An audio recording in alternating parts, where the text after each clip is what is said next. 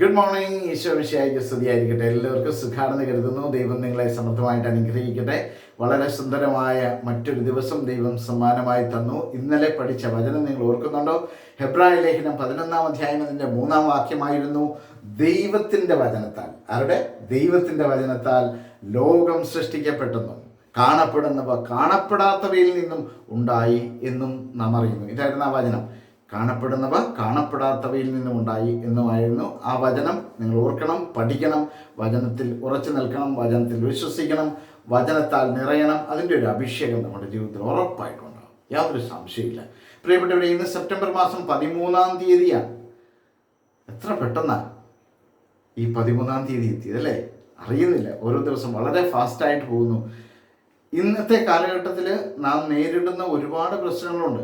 ഞാനും നിങ്ങളുമൊക്കെ അനുദിന ജീവിതത്തിൽ നേരിടുന്ന ഒരുപാട് പ്രശ്നങ്ങളുണ്ട്. അതുമായി ബന്ധപ്പെട്ടതാണ് ഇന്നത്തെ വചനം. ഇന്നത്തെ വചനം പറയുന്നത് വിശുദ്ധ പൗലോസ്ലീഹ കൊരിന്ത്യക്കാർക്ക് എഴുതിയ 1-ാം ലേഖനം 16-ാം അധ്യായം 13-ാം വാക്യം. വിശുദ്ധ പൗലോസ്ലീഹ 2 ലേഖനങ്ങളുണ്ട്. വിശുദ്ധ പൗലോസ്ലീഹ കൊരിന്ത്യക്കാർക്ക് എഴുതിയ 2 ലേഖനങ്ങൾ, 1-ാം ലേഖനവും 2-ാം ലേഖനവും. അതിൻ്റെ 1-ാം ലേഖനം 16-ാം അധ്യായം 13-ാം വാക്യം. The first letter of Saint Paul to the Corinthians, chapter 16, verse 13. അതിങ്ങനെയാണ് പറയുന്നത്: നിങ്ങൾ ജാഗരൂകരായിരിക്കുവിൻ. നിങ്ങൾ ജാഗരൂകരായിരിക്കുവിൻ എന്ന് പറയുമ്പോഴത്തേക്ക് ശ്രദ്ധിക്കുക, നമ്മുടെ ജീവിതത്തിൽ ഒരുപാട് പ്രശ്നങ്ങൾ നേരിടുന്നവരാണ്. നമ്മുടെ അനുദിന ജീവിതത്തിൽ വിവിധങ്ങളായ, ഞാനും നിങ്ങളുമൊക്കെ വിവിധങ്ങളായ പ്രശ്നങ്ങളിലൂടെ കടന്നു പോകുന്നവരാണ്.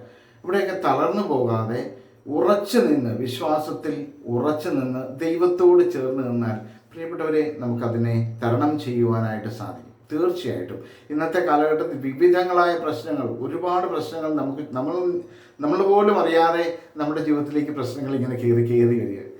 ഇന്ന് ഞാൻ മനസ്സിലാക്കുന്നത് ഒരു പഠനമാണ്. 1996 നടന്ന ഒരു പഠനം ഞാൻ ഓർക്കുകയാണ്. 2020 കാലഘട്ടങ്ങൾ, 20 തൊട്ടുള്ള കാലഘട്ടങ്ങളിൽ ലോകത്തെ കാർന്നു തിന്നാൻ പോകുന്ന വലിയ മഹാവിപത്താണ് വിഷാദ രോഗം, ദ ഡിസീസ് ഓഫ് ഡിപ്രഷൻ എന്ന് പറയുന്ന രോഗം എന്ന് ഉള്ളത് ഒരു പഠനമാണ്. ഇന്ന് അത് സത്യമായി കാണുകയാണ്. അനേക വ്യക്തികളിൽ ചെറിയ കാരണങ്ങൾ കൊണ്ട്, ചെറിയ പ്രശ്നങ്ങൾ കൊണ്ട് അവർ വിഷാദ രോഗത്തിന് അടിമകളായി മാറിക്കൊണ്ടിരിക്കുക. ഞാനും നിങ്ങളുമൊക്കെ നമ്മുടെ ചുറ്റുപാടിൽ നോക്കിക്കഴിഞ്ഞാൽ നമുക്കത് കാണുവാനായിട്ട് സാധിക്കും. ചെറിയ കാരണങ്ങളാൽ വിഷാദ രോഗത്തിന് അടിമകളായിരിക്കുന്ന ഒരുപാട് വ്യക്തികളെ. പ്രിയപ്പെട്ടവരെ, പറയുകയാണ്, വചനം പറയുന്നു, 1 കൊരിന്ത്യർ 16-ാം അധ്യായം 13-ാം വാക്യം, നിങ്ങൾ ജാഗരൂകരായിരിക്കുവിൻ.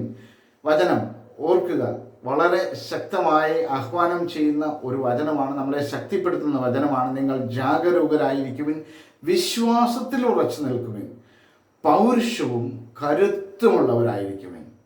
Keep alert, stand firm in your faith, be courageous and be strong. ഇതാണ് വചനം പറയുന്നത്. നിങ്ങൾ ജാഗരൂകരായിരിക്കുവിൻ, stand firm in your faith, നിങ്ങളുടെ വിശ്വാസത്തിൽ നിങ്ങൾ ഉറച്ചു നിൽക്കുക, ദൈവത്തിലുള്ള വിശ്വാസത്തിൽ ഉറച്ചു നിൽക്കുക. നിങ്ങൾക്ക് നേരിടുന്ന പ്രശ്നങ്ങളെ തരണം ചെയ്യാൻ ദൈവശക്തിയാൽ സാധിക്കും. ദൈവം നിങ്ങളെ സഹായിക്കും. കാരണം ദൈവത്തെ സ്നേഹിക്കുമ്പോൾ, ദൈവത്തിൽ വിശ്വാസം അർപ്പിക്കുമ്പോൾ ദൈവം നമ്മോട് ചേർന്ന് നിൽക്കും. അതുകൊണ്ട് ഞാനും നിങ്ങളുമൊക്കെ നേരിടുന്ന പ്രശ്നങ്ങൾ എത്ര വലുതാണെങ്കിലും ഒരാഗ്രഹം, എൻ്റെ ദൈവം അതിനേക്കാൾ കരുത്തുള്ളവനാണ്. ചിലർ പറയാറില്ലേ, നമ്മുടെ മുമ്പിൽ മല പോലെ ഉയർന്നു നിൽക്കുന്ന ഓരോ പ്രശ്നങ്ങളോടും നോക്കി, ആ പ്രശ്നങ്ങളെ നോക്കി ഇങ്ങനെ പറയുക, എൻ്റെ മുമ്പിൽ നിൽക്കുന്ന വലിയ മലയെ, നിന്നേക്കാൾ ശക്തനായ ദൈവം എനിക്കുണ്ട് എന്ന് ആ പ്രശ്നത്തോട്, എൻ്റെ മുൻപിൽ ഉയർന്നിരിക്കുന്ന വലിയ പ്രശ്നമേ നിന്നേക്കാൾ വലിയൊരു ദൈവം എനിക്കുണ്ട് എന്ന് പറയുന്ന ഒരു മനോഭാവം നമുക്കുണ്ടാവട്ടെ. So smile and start your day with Jesus episode നിങ്ങൾ കാണണം. നിങ്ങൾ ഈ എപ്പിസോഡിലൂടെ ശക്തരാകട്ടെ, ഈ വചനത്തിലൂടെ ശക്തരാകട്ടെ എന്ന് ഞാൻ പ്രത്യേകം പ്രാർത്ഥിക്കുന്നു. നിങ്ങളെ പ്രത്യേകമായിട്ട് പ്രാർത്ഥനയിൽ ഓർക്കും കേട്ടോ, യാതൊരു സംശയമില്ല.